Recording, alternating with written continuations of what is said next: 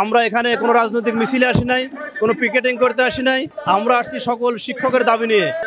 আমরা এখানে আসছি আসলে আপনারা সবাই জানেন এবং সারা বাংলাদেশের মানুষ সুন্দরভাবে জানে।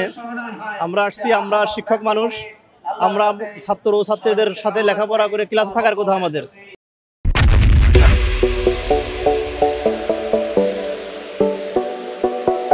কিন্তু আমরা আমাদের কিছু নৈতিক দাবি, যৌক্তিক দাবি, স্বাধীনতার 54 বছর পরে যে দাবিগুলো আমাদেরকে এখন করতে হচ্ছে, আমরা সেই 20% বাড়ি ভাড়ার জন্য দাবি করেছি সরকারের কাছে। আমাদের উৎসব ভাতা দেওয়া হয় মাত্র 50%, আমাদের চিকিৎসা ভাতা দেওয়া হয় না বললেই চলে। এই জন্য আমরা এখানে আসছিলাম মূলত জাতীয়করণের দাবি, সেই সাথে আমাদের উৎসব ভাতা, বাড়ি ভাতা এবং চিকিৎসা ভাতা বৃদ্ধির জন্য। আমাদের উপরে পুলিশ যে লাঠিচার্জ করেছে, আমি বলবো যে ন্যাক্কারজনক একটি ঘটনা ঘটেছে। আমরা শিক্ষক মানুষ, আমরা এখানে কোনো রাজনৈতিক মিছিলে আসি নাই, কোনো পিকেটিং করতে আসি নাই, আমরা এখানে গাড়ি ভাঙচুর করতেও আসি নাই। আমরা আসছি সকল শিক্ষকের দাবি নিয়ে। আমরা সুন্দরভাবে আমাদের অধিকার নিয়ে বাঁচতে চাই।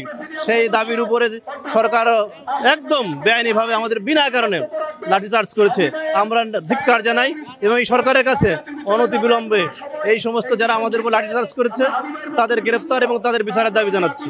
স্বরাষ্ট্র মন্ত্রণালয়ের নিরাপত্তা বলতে আসলে কি বলবে, সরকার কি বলতে চাচ্ছে আর স্বরাষ্ট্র মন্ত্রণালয় কেন নীরব আছে? আজ 2 দিনের মধ্যে তারা কোনো বিবৃতিও দেয়নি, তারা চুপচাপ বসে আছে। আসলে তারা দেখতে চাচ্ছে যে আসলে শিক্ষকরা সহিংসতা হয় নাকি অসহিংস থাকে। কিন্তু আমরা শিক্ষক মানুষ, আমরা অসহিংস থাকবো। আমরা ভাঙচুর মারামারির মধ্যে যাব না। আমরা শান্তিপূর্ণভাবে আমাদের দাবি আদায় করে ছাড়বো ইনশাআল্লাহ।